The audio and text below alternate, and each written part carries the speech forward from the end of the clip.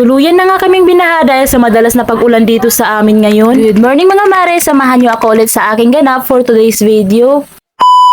Alas 7 pasado na nga nang kami ay magising at dahil wala ngang trabaho itong si Badong at ayan nakahilata pa sa higaan. Ilang araw na nga pala silang walang pasok gawa nga ng madalas na pag-ulan dito ngayon. Bumangon na nga ako dyan para makakilos na rin. Bumangon na nga pala dyan ang mga bata at andun na nga sa sala naglalaro na. Binuksan ko na nga itong pintuan namin at ito nga ang bumungad sa akin. Grabe ang bilis ngang tumubo ng tubig dito. Mas lalalim pa nga yan kapag hindi talaga tumigil itong ulan ngayon. Buti nga at wala na ngang pasok itong mga anak ko at hindi na nga kailangan naming maglabas-labas. Dahil pag nagkataon nga ay talagang mahihirapan kaming tumawid dito. Kailangan talaga nating mag-ingat lalo na't may mga bata at baka magkasakit pa. Binuksan ko na nga rin itong pintuan namin dito sa kusina upang silipin kung ano na nga ba ang itsura dito sa likod namin. At heto nga mas malalim pa nga kaysa doon sa harapan namin. Buti na nga lang at pinataasan namin itong flooring namin dahil kung hindi siguradong pinasok na kami ng tubig. Naalala ko nga noong bagong tayo pa nga lang itong bahay namin ay kwarto lang namin yung may sahig. Tuwing ako nga ay maghuhugas ng plato at magsasahang ay kailangan ko talagang bumaba kahit may baha. Napakahirap nga nung panahon na yon at thankful nga ako kahit papaano ay may flooring na rin itong sala namin hanggang kusina. Maiba nga tayo ng usapan mga mare at heto nga kinuha ko na nga itong electric heater para magpainit ng tubig. Dinilip ko nga itong may light button dahil hindi nga umiilaw. Nagluloko na naman itong on button siguro kaya ayaw umilaw. Tambak na nga itong mga sinampay ko at hindi pa nga talaga natutuyo dahil hindi pa nga nagpapakita ang sikat ng araw. Pinasok ko na nga ito lahat mula sa labas at baka malaglag pa sa tubig. Pag walang baha naman ay talagang andoon lang ito sa aming balkon at hindi naman doon nauulanan. At dahil malamig na ang panahon kaya ito nagluto ako ng noodles. At dahil nga nagmamadali ako at kahit hindi pa nga kumukulong tubig ay nilagay ko na itong powder niya tsaka yung noodles. Halo-halo ko na nga ito at para isalang na din. At dahil nga hindi gumana yung electric heater namin kaya dito na lang ako sa takurin namin nagpainit ng tubig. At dahil kumulo na nga yung pinainit kong tubig kaya isinunod ko na agad itong noodles. Nakapagtimpla na nga pala ako dyan kaya ayan pinagkape ko na si Badong. Tamang nood lang talaga itong si Badong habang nagkakape. Tinawag ko na rin pala yung mga bata para mainom na nila yung gatas nila. At ayan nga si Samantha, hindi yan iinom ng gatas kung walang tinapay, parang ako lang. Minsan lang talaga ako humigop ng kape kapag walang tinapay. Si Vincent at si Badong naman ay hindi masyadong mahilig sa tinapay kaya umiinom yan sila kahit walang tinapay. At ayan nga si Samantha, humingi nga ulit ng tinapay dahil ito talaga ang gusto niya. Mas malakas pa nga siya dito kumain kaysa sa kanin. Minsan nga, sinusubuan ko na nga lang ito dahil mahirap nga itong pakainin ng kanin. Buti nga itong si Bibi Tino ay walang pili sa pagkain. Kusa yan lalapit kapag gusto talaga niyang kumain. Pero kahit ganun pa man ay malakas pa rin talaga itong dumedi sa akin. Kaya ayan tuloy, madalas ang aking pagkain kasi nga mabilis lang akong magutom. Pasensya na nga pala kayo mga mare kung medyo maingay itong pag voice over ko kasi yung mga bata ay naglalaro. Ito talaga ang struggle kapag nagvo-voice over ako kapag makulit ang mga bata ay nai-stress pa nga ako. Pagkatapos ko nga dyan magkape mga mare at heto nga isinalang ko na yung kawali at nagpainit na rin ng mantika. Pagluluto nga pala ako ng itlog para sa ulam ng mga bata.